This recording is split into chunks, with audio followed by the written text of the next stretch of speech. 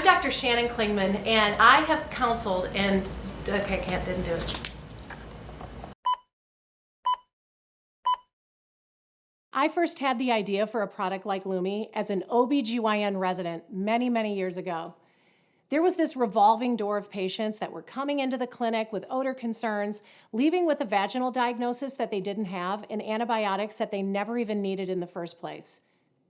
The problem as I saw it was the feminine hygiene industry and even doctors had this baked-in assumption that the vagina was to blame for odor below the belt.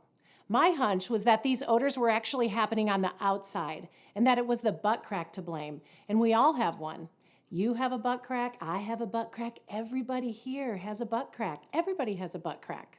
Women don't have a monopoly on odor below the belt, but if you walk into any pharmacy, you would think otherwise.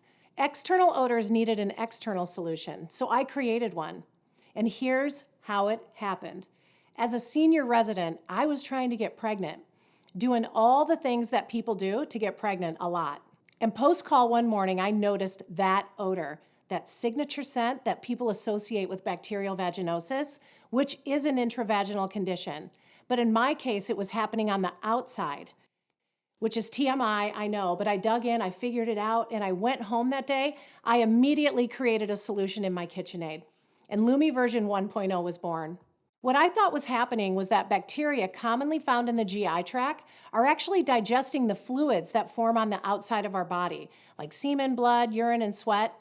And the reason doctors are getting the diagnosis wrong is because the normal day-to-day odors that form are identical to the odors that form when a vaginal condition is present. Nobody believed me, but I wasn't actually sure. So this is the best part. 6 years later, in 2006, a study was released by the NIH, the National Institutes of Health, that said doctors were overdiagnosing vaginal conditions more than 60% of the time. We were getting it way wrong. And this was a turning point for me because I felt like it validated my theory, but I wanted to know for sure. So I hired a lab to prove if my hunch was right. I spent $25,000 I absolutely did not have and proved that the odors are indeed identical.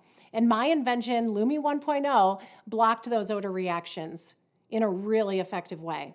And I thought that was really cool. And I was about to become the feminine hygiene industry's worst nightmare. I was going to debunk the myths that have been torturing women for centuries. The lab actually wanted to publish my data, and I was like, are you crazy? I'm going to patent this puppy and we're going to launch it. But I didn't know anything about contract manufacturing, and people that I trusted were telling me, you don't want to mess with contract manufacturing. You do not want to do this yourself. So I pitched it to Unilever, Johnson & Johnson, Tom's of Maine, Coombs, Dial, like you name it, I probably pitched it to them. And I felt like I was giving them the opportunity of a lifetime. But, you know, plot twist, they all said no. I couldn't believe it. So I had to figure it out. I learned everything that I needed to know about contract manufacturing and cosmetic formulation in about 6 months. And I discovered that through clinical testing, that Lume controls odor for 72 hours on pits, feet, privates, and beyond. And that is how Lume Whole Body Deodorant was born. The commercial success of Lume has fundamentally changed the hygiene industry forever. And soon, every single CPG company will one day have a whole body deodorant in their lineup, the same companies that told me no many years ago. And 20 years from now, I predict that we'll all be saying, can you believe we only used to ever use deodorant on our armpits? But we did it first. Lume is making history, and you guys are all a part of it. Did you Lume today?